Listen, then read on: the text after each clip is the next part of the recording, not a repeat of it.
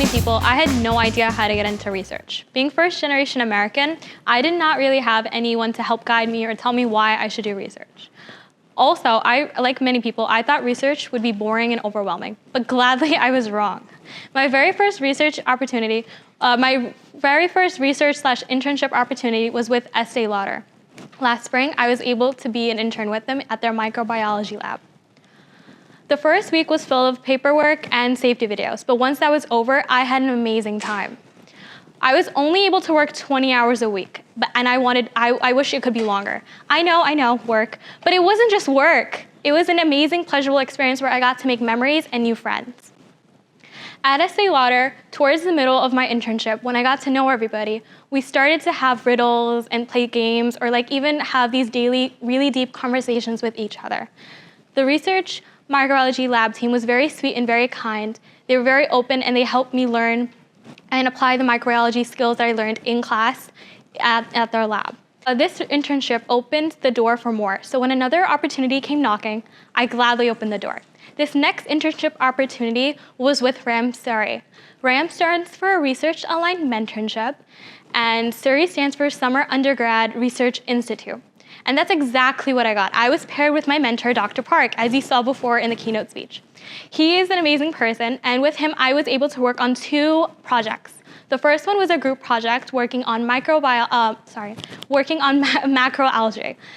And then the other one was a brain lobe volume analysis on stickleback brains.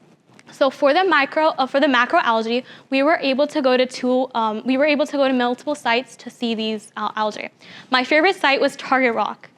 Because just imagine walking through a trail with tall trees, the breeze, and just a sunny day. It was just a blissful day. There, Dr. Park was kind enough to let us go fishing. And it was my very first time fishing. So when I was reeling in the line, I honestly thought I had nothing. I've never been fishing before. I have zero clue on how fishing works. So when I was reeling it in, I honestly thought it got caught on a rock or some seaweed. And as it approached the shoreline, all I saw was this huge fluke. And I reeled it all the way in really quickly. And Dr. Park said I was lucky because flukes tend to have weak jaws, so it tends to let loose. But it was one of the happiest memories I ever had. Also, during the summer, I was able to attend community science events. In these events, we went to Brooklyn Bridge Park for seining. Seining was a new word for me as well. Seining is when you walk from waist-high waters to the shoreline, pulling a long net to catch small fish. I enjoy the seining events a lot because in the morning, after attending these seining events, I was able to spend a whole day in Brooklyn, and it was just, who does not want to be in the city in the summer?